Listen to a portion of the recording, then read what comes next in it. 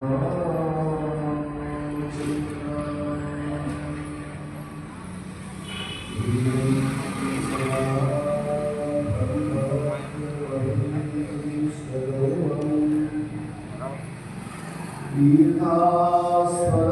शिवविरिञ्चितं धृत्यादियं प्रणतपालभवाब्धिपोतम्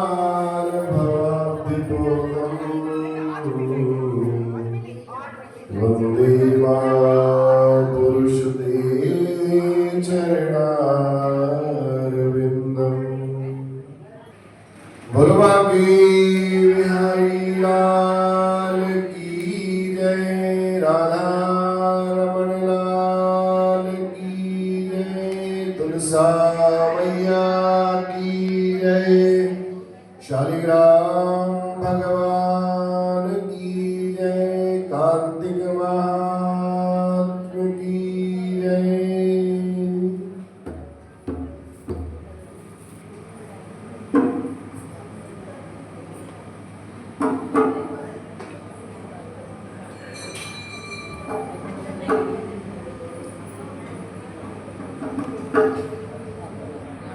चरणों की श्यामा तेरे चरणों की कर धूल जो मिल जाए, सच कहता हूँ मेरी, सच कहता हूँ मेरी तकदीर बदल जाए। राधे तेरे चरणों की, श्यामा तेरे चरणों की कर धूल जो मिल जाए, सच कहता हूँ राधे, सच कहता हूँ श्यामा तकदीर बदल जाए। राधे तेरे चरणों की, श्यामा तेरे चरणों की सुनते हैं तेरी रहमत,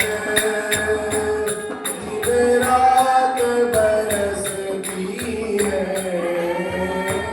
सुनते हैं तेरी रहमत, दिन रात बरसती है। एक बूंद जो मिल जाए, एक बूंद जो मिल जाए, मन की कली खिल जाए। राधे तेरे चरणों की, श्यामा तेरे। ये मन बड़ा चंचल है, कैसे तेरा भजन करूं। ये मन बड़ा चंचल है, कैसे तेरा भजन करूं। जितना इसे समझाऊं, जितना इसे समझाऊं, उतना ही मचल जाए। राधे तेरे चरणों की, श्यामा तेरे चरणों की नजरों से गिराना ना, चाहे रात सजा देना। नजरों से गिराना, चाहे रात सजा देना। नजरों से जो गिर जाए,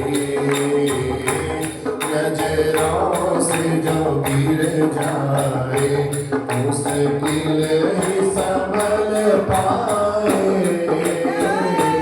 राधे तेरे चरणों की, श्यामा तेरे चरणों की, कर भूल जो मिल जाए,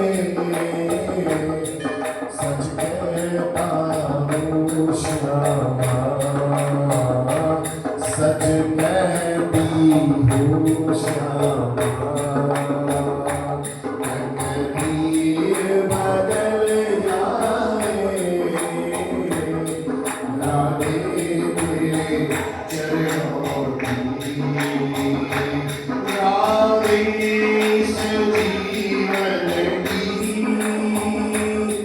मसरीक तमन्ना है। श्यामा रे जीवन की मसरीक तमन्ना है।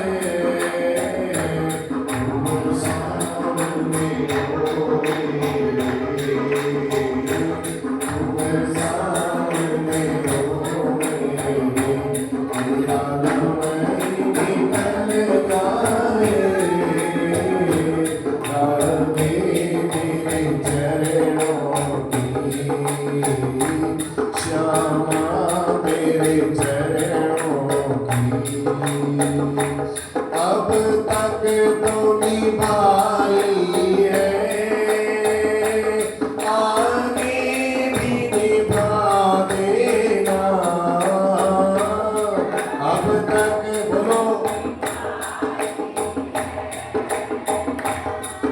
आगे भी निभा देना।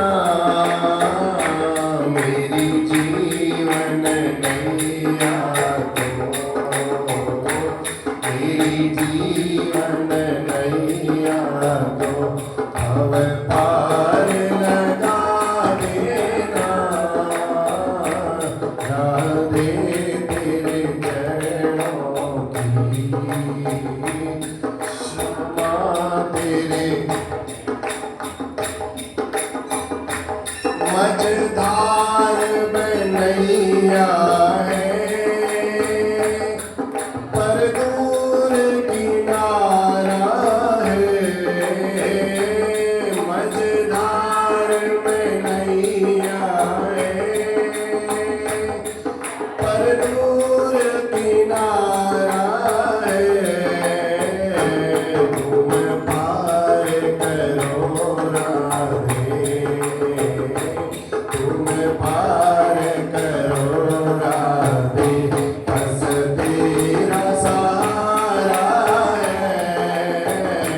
राधे तेरे चरणों की, श्यामा तेरे चरणों की, कर धूल जो मिल जाए, सच कहता हूँ श्यामा, सच कहता हूँ राधे। तकदीर बदल जाए, राधे तेरे चरणों की, श्यामा तेरे चरणों की, राधे तेरे चरणों की। बोलवा के बिहारी लाल की। पीडम नटवर बपो कर्णयोर कर्णिकारम, विप्रदवास कनक कपिशम, वैजयंतीं च मालाम, रंध्रान वेणोरधर सुधया, पूरयन् गोपवृन्दैः, वृन्दारण्यं स्वपदरमणं प्राविशद् गीतकीर्ति, प्राविशद् गीतकीर्ति।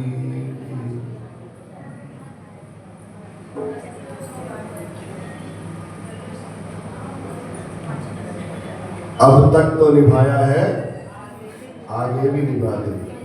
भगवान जी से देखो कितनी अच्छी प्रार्थना की जा रही है। पूरा कार्तिक का महीना निकल गया है, अब एक दिन और मात्र शेष रह गया है। कल आपको बहुत जोर तरोस से आना है, सबकी छुट्टियां हैं, कोई दिक्कत नहीं है। 8 साढ़े 8 बजे तक जो भी कार्यक्रम चलेगा उसमें आप सब ने यहाँ रहना है और बढ़िया करके आना है। अब जो मंदिर की व्यवस्था होगी उस व्यवस्था के अनुरूप चलना है। कल सब छुट्टी है नहीं है? अब छुट्टी कर लेना कल, तभी तो व्रत का उद्यापन होगा कल। अब आगे भी निभा देना, इतना तो निभाया ही आपने, थोड़ा सा और निभा देना, ठीक है? बहुत अच्छा। सूत जी को प्रश्न किया शौनकादि ऋषियों ने, कहा महाराज कल हमने व्रत के उद्यापन की विधि सुनी। व्रत के उद्यापन में आपने अनेक प्रकार के दान बताए, अनेक प्रकार के प्रकार बताए, अनेक तरीके से दान भगवान जी का उद्यापन करना चाहिए, ऐसे ऐसे दान करना चाहिए। श्री राधे।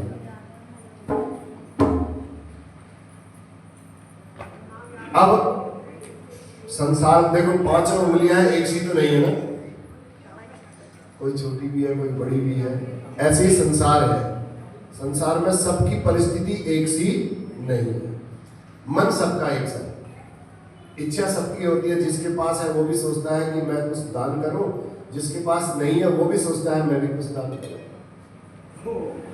तब सूत जी से प्रश्न किया ऋषियों ने, कहा प्रभु जिनकी सामर्थ्य कम है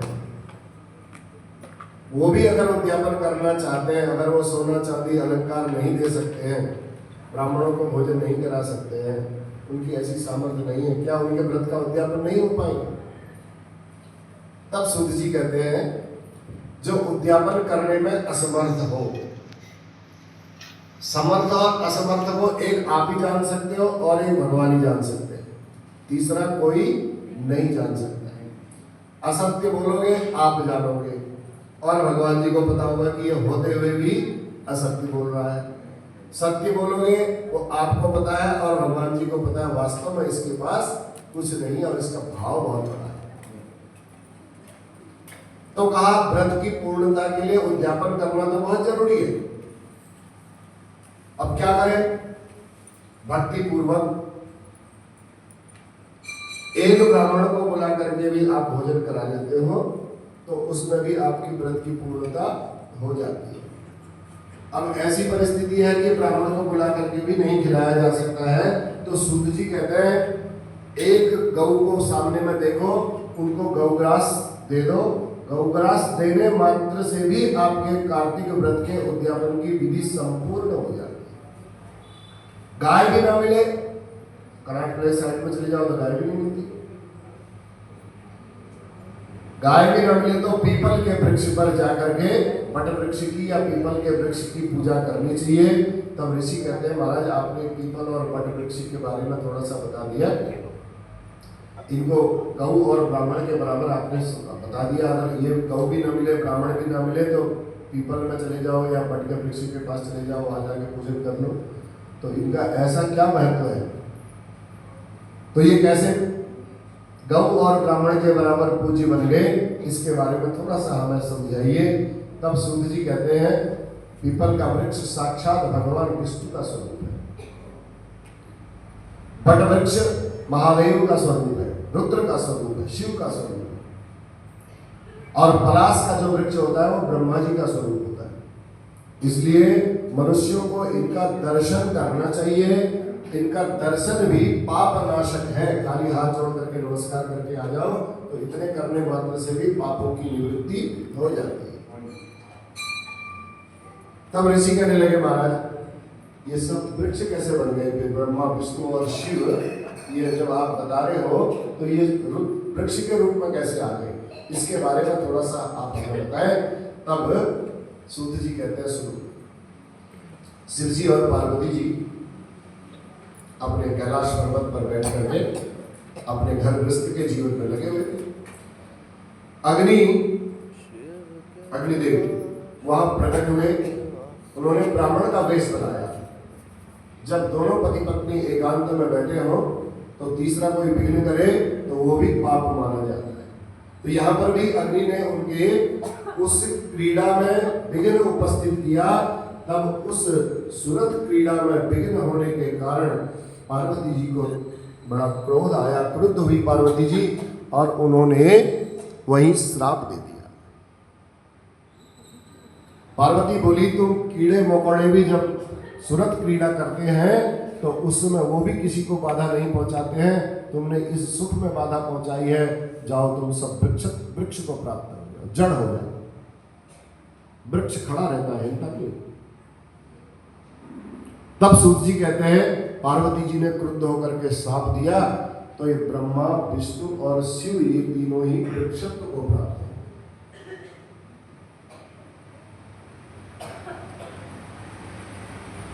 श्री विष्णु जी गया में पीपल के रूप में, शिव जी प्रयाग में अक्षय वट के रूप में प्रकट हुए हैं। और पीपल के वृक्ष को रविवार के दिन कोशिश करनी चाहिए स्पर्श ना किया जाए, शनिवार के दिन स्पर्श करना चाहिए, आवश्यक है उस दिन। शनिवार के दिन जल चढ़ाइए, पूजा करिए। और इसके बारे में थोड़ा सा विस्तार से बताने लगे। सूत जी कहते हैं समुद्र मंथन हुआ था एक बार, तो समुद्र मंथन में जो रत्न निकले थे देवताओं ने उन रत्नों को तो ले लिया और उन्होंने लक्ष्मी कौस्तुभ मणि भगवान विष्णु को दे दी। जो विष्णु ने लक्ष्मी को पत्नी के रूप में ग्रहण किया तो विष्णु जी ने उसमें इस प्रकार कहा, लक्ष्मी जी बोली सनातन धर्म के अनुसार महाराज जी आपने मुझे ग्रहण तो कर लिया, अभी मेरी एक बड़ी बहन भी पड़ी है, पहले बड़ी बहन की शादी हो जाए, उसका विवाह हो जाए, उसके बाद आप मेरे से विवाह करें तो ज्यादा अच्छा रहेगा। इन वचनों को सुनकर के भगवान विष्णु से जो अनुरोध किया लक्ष्मी जी ने, भगवान विष्णु ने उद्दालक मुनि को बुलाया, उनका आह्वान किया। उद्दालक मुनि आए और उद्दालक मुनि को कहा तुम पहले अलक्ष्मी से विवाह कर लो। अब भगवान शिव का आदेश, रुद्र का आदेश कोई टाल तो सकता नहीं।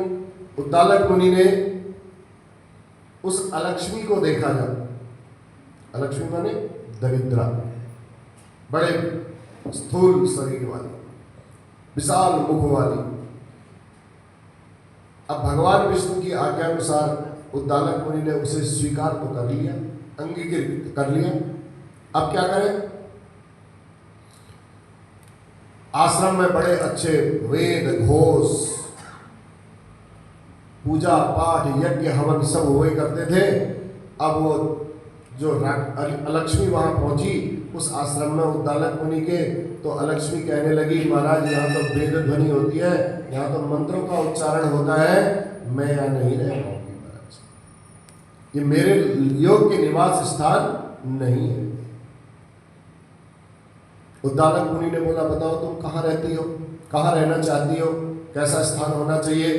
तब वो ज्येष्ठा कहती है, वो अलक्ष्मी कहती है जहाँ बिल्कुल वेद ध्वनि हो ही ना, घंटियां ना बजे, पूजा पाठ ना हो, आरती ना हो, ऐसी जगह में। अब जो चीज वहां नहीं होती तो सोच लो वहां दरिद्रता आनी ही आनी है। अगर दरिद्रता से बचना है तो इन चीजों का सेवन करना चाहिए। पूजा पाठ भगवान के नाम का उच्चारण उस घर में होते रहना चाहिए। जहां गुरु देवताओं की पूजा होगी महाराज, जहां सत्य बोला जाएगा, जहां भगवान की पूजा होगी, मैं वहां नहीं रह पाऊंगी। लंपट पुरुष जहां रहते हो, पराये द्रव्य का हरण करने वाले जहां रहते हो, परिस्थितियों में रति करने वाले जहां रहते हो, ऐसे लोगों के पास जाकर के मेरा मन रहने का करता है। तो मैं जो कठोर वचन बोलते हैं उनके पास भी जाकर के रहती हूँ। तो सूत जी कहते हैं दरिद्रा के ऐसे वचन सुनकर के उद्दालक मुनि तो वेद ध्वनि करने वाले, रोज आश्रम में हवन करने वाले, वो और परेशान हो गए। शिव जी ने अच्छी खासी बला मेरे ऊपर एक और लगा दी। अब उसमें चर्चा हो रही थी तो पीपल के वृक्ष के पास बैठे थे उद्दालक मुनि और अलक्ष्मी तो। जब ये चर्चा हो रही थी तो कहा देवी जी ऐसा करो, आप तब तक यहाँ बैठो, इस पीपल के वृक्ष पर आप बैठो, अब मैं आपके लिए ऐसा निवास स्थान ढूंढ करके आता हूँ, जैसे जैसे आपने मुझे बताया है अगर कहीं आपके अनुरूप ऐसा स्थान मिल गया तो मैं आपको लेकर के वहां चला जाऊंगा। ऐसा कहकर के गुरदालन मुनि चले गए। निरंतर अब अलक्ष्मी दरिद्रा ज्येष्ठा वहां प्रतीक्षा करती रहेगी, अब आएंगे अब आएंगे अब आएंगे। मुनि के दर्शन लौट करके हुए। अब पति ने जब त्याग दिया, 1 महीना 2 महीना 3 महीना 6 महीना साल 2 साल 3 साल 10 साल हो गए, रोने लगी। लक्ष्मी जी को दया, बैकुंठ में बैठे थे तो तुरंत भगवान विष्णु से कहा, लक्ष्मी जी ने कहा महाराज देखो मेरी बड़ी बहन वहां कितने व्याकुल है, दुखी है। उनके पति ने उनका त्याग कर दिया है, उद्दालक मुनि उनको छोड़ करके चले गए हैं। कब से चले गए हैं, वो लौट करके कभी आए नहीं। तब सूत जी कहते हैं कृपालु दयालु भगवान श्री हरि भगवान श्री विष्णु लक्ष्मी जी को साथ लेकर के आए उस पीपल के वृक्ष पर और अलक्ष्मी से कहने लगे, अब देवी जी तुम यहीं सदैव निवास किया करो। ये पीपल का जो ये वृक्ष है ये मेरा ही अंश है, इसमें तुम्हारा मैं आज से आवास बनाता हूं और जो गृहस्थ प्रतिवर्ष यहाँ आकर के तुम्हारा पूजन करेंगे और तुम्हारी छोटी बहन लक्ष्मी जी वहां सदैव निवास करेंगी, उनके घर में जाकर के हमेशा के लिए निवास करेंगे।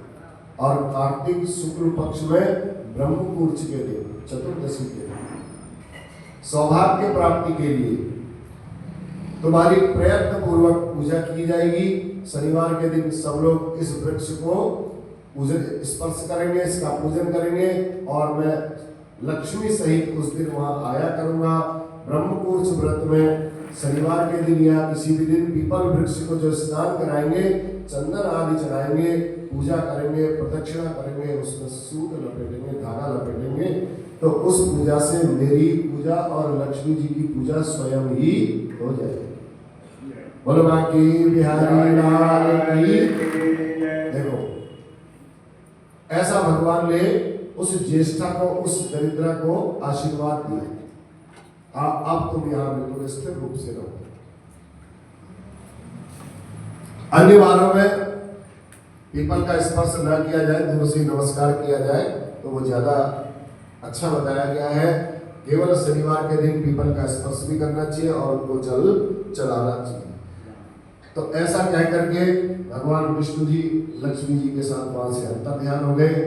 तब जो मनुष्य इस पवित्र वृत्तांत को पीपल के वृक्ष के ब्रह्मपुरुष व्रत के इस वृत्तांत को जो सुनते हैं या सुनाते हैं, फल तो दोनों को ही मिलेगा। आप भी बाहर जाकर के इसकी चर्चा करोगे तो भी आपको इसका लाभ मिलना ही मिलना है। तीर्थराज प्रयाग में स्नान करने का फल, बद्रिकाश्रम में जाने का, वहां यात्रा करने का फल केवल इस ब्रह्मपुरुष के व्रत को करने मात्र से प्राप्त हो जाता है। यह व्रत भगवान विष्णु को अत्यंत प्रिय है, समस्त पापों का नाश करने वाला है, श्रेष्ठ पुत्र पौत्र धन धान्य आदि की वृद्धि करने वाला है। इसलिए इसको बड़े नियम पूर्वक करना चाहिए। जो इन व्रत को करते हैं उनको उन तीर्थ के सेवन का फल स्वयं ही प्राप्त हो जाता है। बोलो बाकी बिहारी लाल की। कार्तिक महात्म्य की जय। जय जय नारायण नारायण हरि हरि भजो नारायण नारायण हरि श्रीमन नारायण नारायण हरि हरि भजो नारायण नारायण हरि हरि हरि हरि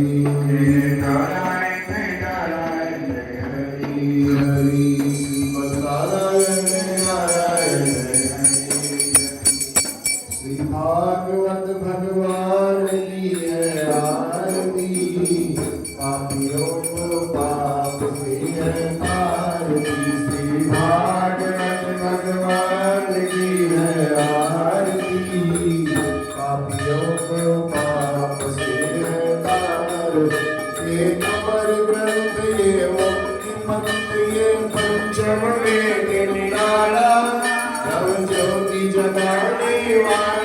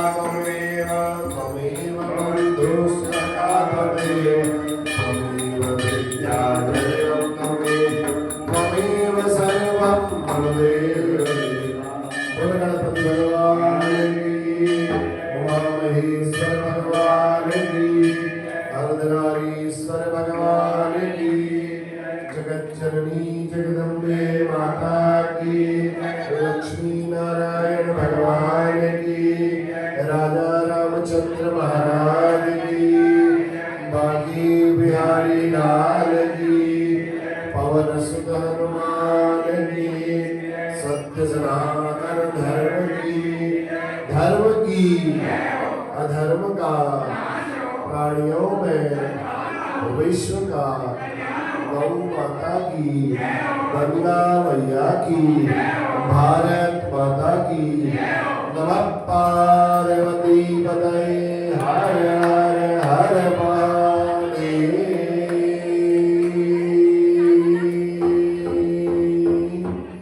जय जय श्री राम।